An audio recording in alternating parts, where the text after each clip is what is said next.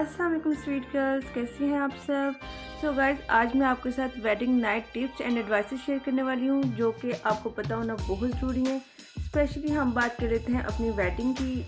आपको पता है कि जब वेडिंग होती है ना तो बहुत ज़्यादा स्ट्रेस होता है, कोई भी काम टाइम पे नहीं हो रहा होता, लिटरली टू मच स्ट्रेस होता है। इसलिए आपने सब कुछ भूल के अपने ऊपर तवज्जो देनी है। सबसे पहली बात कि आपने अपनी स्किन केयर लाजमी करनी है, फेशियल करवाएं, अपनी सर्विसेज लें। आपका ब्राइडल ड्रेस अच्छा होना चाहिए। आप अच्छा, एक ये बात ये कि ब्राइडल ड्रेस जो होते हैं ना, ज़रूरी नहीं है कि आपने, अगर आप अफोर्ड कर सकते हो तो आप ले लो, बाय कर लो, अगर नहीं कर सकते तो आप रेंट पे ले लो, ठीक है। और पर्सनली मेरा एक्सपीरियंस ये है कि अगर आप रेंट पे ले लेते हो ना तो आपके लिए ये फ़ायदा रह जाता है, क्योंकि वो दोबारा पहने जाते ही नहीं हैं और ऐसे ही पड़े रहते हैं। मेरी शादी को ऑलमोस्ट 7 साल हो गए हैं और वो जो मेरे ड्रेसेस हैं वैसे के वैसे ही पड़े हुए हैं, ना दोबारा पहने गए ना कुछ हो, ठीक है। इसलिए जो है वो बाद में सेल भी नहीं होते, तो इसी तरह ही पड़े रहते हैं। आपने अगर कोई अपना लेना है, अगर आप अफोर्ड कर सकते हो तो वेल एंड गुड, अगर नहीं कर सकते तो कोई मसला नहीं, आप आराम से रेंट पे ले लें, ठीक है। और सेकंड बात ये कि आपने अच्छी अपनी सर्विसेज लेनी है, अपने फेशियल करवाएं, कटिंग करवाएं, कलर करवाएं। जितनी अच्छी आपकी स्किन होगी उतने अच्छा आपका मेकअप लगेगा। देन हम बात कर लेते हैं वेडिंग नाइट की प्रिपरेशन की। आपने अपने हैंड कैरी में अपना सारा ज़रूरी सामान रख लेना है, जिसमें होने चाहिए आपके कैजुअल ड्रेसेस। ऐसे ड्रेसेस होने चाहिए जो कि थोड़ा सा हैवी हो और थोड़े से नॉर्मल हो, ठीक है। ऐसे जो कैजुअल भी पहने जा सकते हैं और फॉर्मल भी पहने जा सकें, क्योंकि आपको पता है कि बाद में दावतें वगैरह भी होनी है, तो कम से कम आपके पास 7 से 8 सूट जो है ना वो होने चाहिए जो आप इजीली दावतों पे पहन के जा सके। और ज़्यादा आपको भारी भारी सूट लेने की ज़रूरत नहीं है। आप कैजुअल जितने, क्योंकि आजकल जो चल रहे हैं ना वो चल रहे हैं सिल्क के ड्रेसेस हो गए या फिर फर्शी शलवार होगी।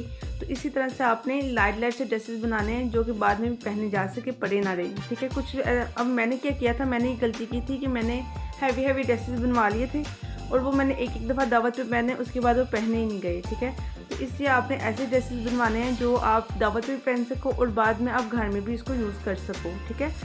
ये बहुत इंपॉर्टेंट टिप है। आपने कोई भी भारी सूट नहीं लेने, दावतों के चक्कर में वो सूट भी ज़ाया हो जाते हैं, ऐसे ही पड़े रहते हैं, दोबारा पहने नहीं जाते।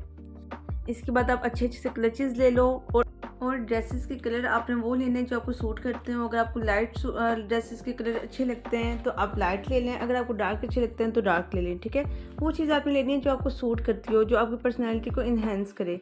और आजकल हम लाइट ड्रेसेस जो हैं वो ज़्यादा पहनते हैं, तो लाइट ड्रेसेस हमें ज़्यादा इन्हेंस करते हैं हमारी पर्सनैलिटी को, तो आप लाइट ड्रेसेस की तरफ ही जाइएगा। थोड़े पिंक कलर में ले लें, कोई थोड़े से येलो लेमन कलर जो है ना वो ज़्यादा अच्छे लगते हैं। इसके बाद आपने लाजमी जो है नफल पढ़ने हैं। जब आपकी वेडिंग नाइट होगी तो देन आपने लाजमी अपने हस्बैंड के साथ मिलके तो 2 शुक्राने के नफल ज़रूर पढ़ने, इससे आप दोनों के दिल में और मज़ीद मोहब्बत पैदा होगी।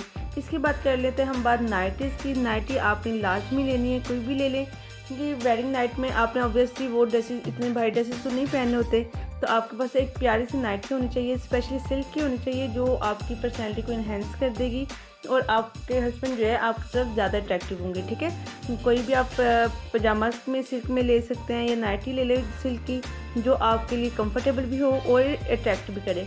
इसके बाद आपने लेने हैं, इसके बाद जो आपके अंडर गारमेंट्स हैं वो अच्छे होने चाहिए, अट्रैक्टिव होने चाहिए। आप अच्छी जो सोल वाली ब्राज होती हैं वो ले सकते हैं या फिर उनका सेट ले सकते हैं, वो भी बहुत अच्छी लगती हैं और इससे आपके हस्बैंड भी अट्रैक्ट होते हैं। इसके बाद हम बात कर लेते हैं सैनिटरी पैड्स की। आपने सबसे पहले तो ये ध्यान रखना है कि आपने वेडिंग डेट ही तब रखनी है जबकि आपके मेंसेस की डेट ना हो, और अगर है तो देन आपने अपने पैड वगैरह, अपनी पैनाडोल की मेडिसिन, वाटर बैग, मेडिसिन वगैरह सब आपने अपने बैग में रखनी है, हैंड कैरी में रखनी है, ताकि जब आपको ज़रूरत हो तो आपके पास वो मौजूद हो, आपको किसी से लेना ना पड़े, ठीक है। देन हम बात कर लेते हैं स्किन केयर की। जब वेडिंग नाइट होगी तो आपने सबसे पहले तो अपना मेकअप रिमूव करना है, और मेकअप रिमूव के लिए आपके पास अच्छी स्किन केयर होनी चाहिए, ठीक है, जो आपको सूट करती है। आपने घर से अपनी वो स्किन केयर लेके जानी है जो आपको सूट करती है, क्योंकि उसके बाद जो है आपका वलीमा होगा और आपका फेस ख़राब नहीं होना चाहिए, ठीक है। ये ना हो कि आप जल्दी में कोई भी स्किन केयर, कोई भी प्रोडक्ट यूज़ कर लो वो और उससे आपको रिएक्शन वगैरह हो जाए। इसलिए जो चीज़ आपको सूट करती है, आपके फेस के लिए सूटेबल है, वो आपने स्किन केयर लेके जानी है, ताकि आपके लिए ईजी रहे वहाँ पे यूज़ करना, ठीक है। आप इजीली मेकअप रिमूव कर सको। स्पेशली आपके पास कोई भी कोई भी क्लींजर या फेस वॉश होना चाहिए जिससे आप अच्छे से अपना फेस क्लींस कर सको। आपके पास शैम्पू होना चाहिए, बॉडी लोशन होना चाहिए जिससे आपकी बॉडी से अच्छी फ्रेगरेंस आए, ठीक है। इसके बाद हम बात कर लेते हैं फोलिक एसिड की। फोलिक एसिड आपने लाजमी यूज़ करनी है 3 मंथ पहले से और 3 मंथ बाद में शादी के, ठीक है। वेडिंग से पहले भी और वेडिंग के बाद भी 3 मंथ आपने लाजमी फोलिक एसिड यूज़ करनी है। मोरिंगा पाउडर भी आप यूज़ कर सकते हो, मोरिंगा भी बहुत अच्छा है आपकी हेल्थ के लिए। मोरिंगा कैप्सूल अगर आप यूज़ कर सकते हो तो मोरिंगा कैप्सूल यूज़ कर लो, और अगर आप मोरिंगा कैप्सूल यूज़ नहीं कर सकते तो आप फोलिक एसिड यूज़ कर सकते हो, ठीक है। ये जो दोनों मेडिसिन है ना, ये हर्बल है और ये आपके लिए बहुत इफ़ेक्टिव हैं। वेडिंग एक ऐसी चीज़ है जो जस्ट एक टाइम होती है और उसमें भी आपको फुल एफर्ट करनी होती है, ठीक है। आपका इंटरनल भी अच्छा होना चाहिए और एक्सटर्नल भी अच्छा होना चाहिए। आपकी डाइट भी अच्छी होनी चाहिए, आपका मेकअप भी अच्छा होना चाहिए, ठीक है। आपकी स्किन केयर भी अच्छी होनी चाहिए और सबसे अच्छी बात कि आपका ड्रेस भी बहुत अच्छा होना चाहिए, और जो आपने रात को नाइटी पहननी है वो भी बहुत ज़बरदस्त होनी चाहिए। और जब वेडिंग नाइट हो तो आपने फ़ौरन से बातें शुरू नहीं कर देनी, फ़ौरन से चीज़ें नहीं स्टार्ट कर देनी, ठीक है। आपने शर्माना लाजमी है, ठीक है। जितना लड़की शाय होती है, जितना आप कम बोलेंगी उतना हस्बैंड आपके ज़्यादा अट्रैक्टिव होंगे, ठीक है।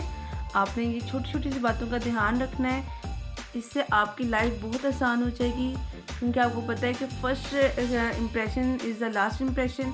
आपने अपने हस्बैंड के दिल में अगर जगह बनानी है तो आपको खामोश रहना आना चाहिए, आपको शाय होना आना चाहिए और आपको प्यार दिलाना चाहिए, ठीक है। आपने खुद को अच्छे से मॉइस्चराइज़ करना है, अपनी स्किन को परफ्यूम वगैरह लगानी है, देन आपने इजी होना है।